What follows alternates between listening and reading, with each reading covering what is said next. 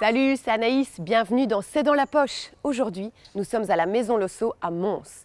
La Maison Losso qui se pare doucement de ses plus beaux atours afin d'accueillir dès ce vendredi dans son jardin les Guinguettes littéraires édition 2017.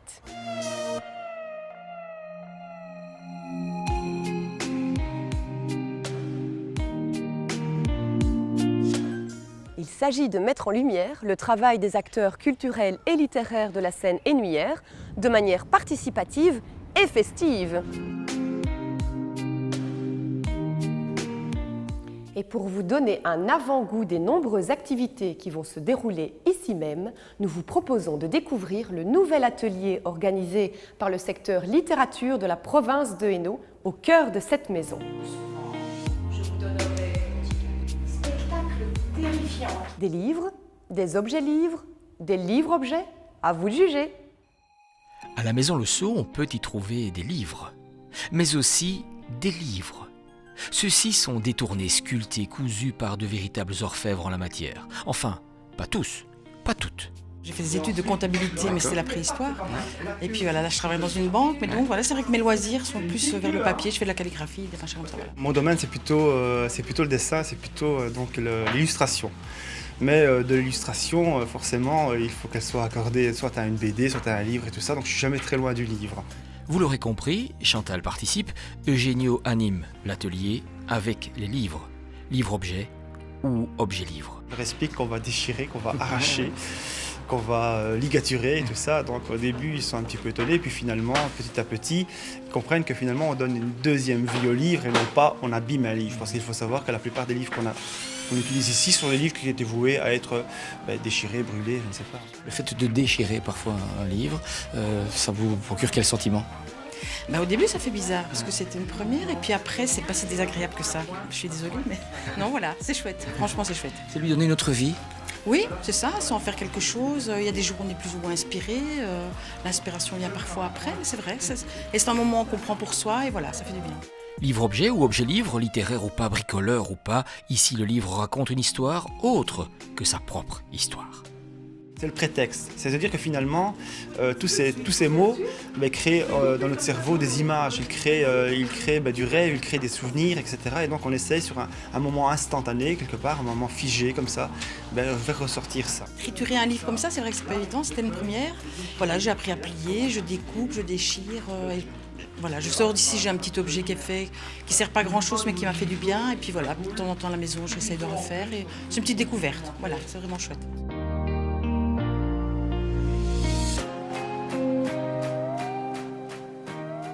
Toutes ces réalisations seront exposées ici même, à la Maison Losso, dans le cadre des Guinguettes littéraires.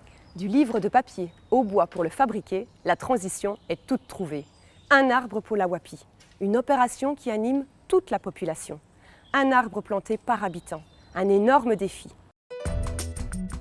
Mobilisation générale en Wapi pour planter 350 000 arbres d'ici à 2025. C'est évidemment un pari sur les potentialités vertes de l'ouest du Hainaut et sur la sensibilisation aux enjeux de l'environnement. Toutes les communes de la Wapi s'unissent pour porter ce projet. Qui a différents objectifs, objectif d'éco-développement territorial. Il y a aussi un côté économique, on a un territoire de pépinière. Il y a aussi tout ce qui est lié à la formation. Donc on a besoin que nos services communaux, nos agents soient formés à comment planter, comment entretenir, comment tailler. Et là, on sait qu'il y a le département espace vert de la province. Il y a également le laboratoire Le Cara, qui travaille sur les maladies des arbres notamment, qui peut aider aussi sur le projet. Et alors tout le volet culturel. Quand on mène des actions avec les communes, on va aussi en mener avec les quartiers, avec les associations, des habitants, eh bien l'idée c'est qu'on puisse faire la fête. Ce projet ne pouvait se mener qu'avec les deux parcs de territoire. Et donc du coup ils apportent toute cette expertise qui est nécessaire à comment planter, où planter. Est-ce que le sol est propice à cette plantation, l'encombrement, quelles espèces peuvent aller les unes avec les autres. Voilà. Écouter aussi les habitants sur leurs besoins. L'idée c'est aussi d'impliquer la population, d'impliquer les écoles, les étudiants aussi, sur ces projets éducatifs. C'est important que dès le plus jeune âge, on comprenne ce que c'est qu'un arbre, ce que l'arbre peut apporter à la vie, à l'environnement. L'idée, c'était de monitorer l'avancement du projet. Et donc pour cela, on a créé un site web qui est collaboratif, participatif, où en fait, quiconque plante un arbre peut aller sur le site et indiquer ce qu'il a planté, là où il a planté. Est-ce que c'est un arbre dans un arbre fruitier, dans un potager collectif? Est-ce qu'il est ouvert à tout le monde? Voilà, donc ça c'est le site web. Et sur le site, on a un compteur. Donc un compteur, effectivement, où quand les personnes s'inscrivent, eh bien, le compteur s'incrémente au fur et à mesure. Ah, ma petite entreprise, vous avez toujours rêvé de la créer? Eh bien, PME 3000 vous aide, vous forme et vous accompagne dans vos projets.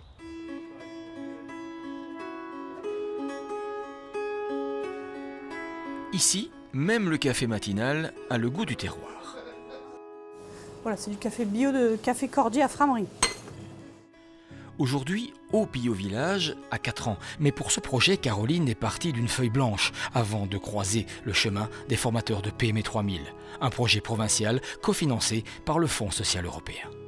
Sans la formation qu'ils m'ont donnée, je ne me serais jamais lancée.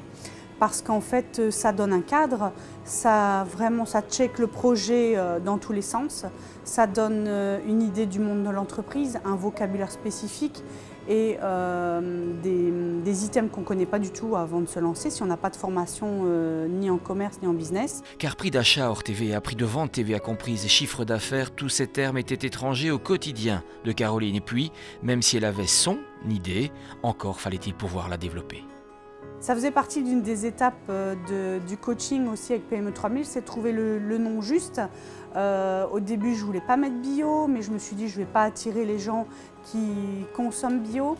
Donc il faut savoir qu'ici, on travaille d'abord en local, donc c'est des produits fermiers, des produits locaux et bio. En plus, c'est un plus, quoi. Et donc en ne mettant pas bio dans le nom, je n'attirais pas le public bio. Donc le côté village, c'est l'aspect fermier. Et donc on voulait un nom qui ressemble à tout ça. Formateurs et coachs interviennent là aussi avec des méthodes plutôt créatives.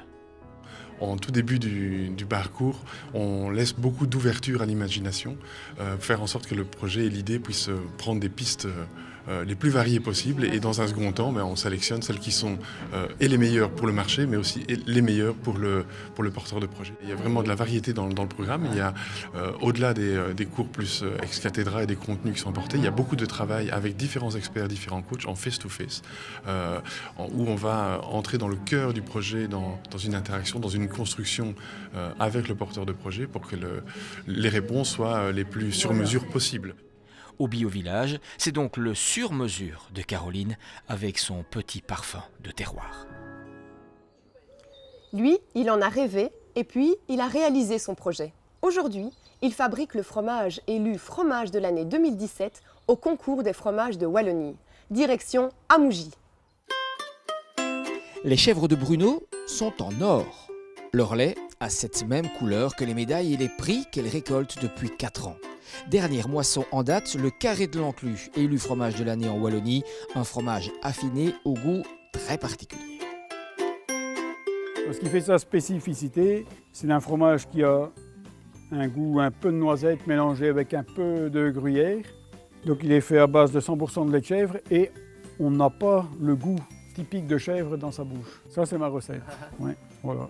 Je pense qu'il y a une clientèle maintenant qui est un peu allergiques au lait de vache, qui sont intolérants au lait de vache.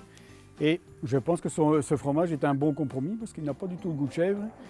Et c'est un bon compromis pour ces gens-là. C'est là qu'intervient le savoir-faire, par exemple au niveau de la nourriture. Il y a beaucoup d'éléments qui rentrent en ligne de compte, mais il y a surtout l'alimentation de mes chèvres, donc, qui est surtout basée à 80% d'herbes, de foin, produites sur l'exploitation, et des aliments en fait, de la région, et aussi du blé et de l'orge de producteurs locaux.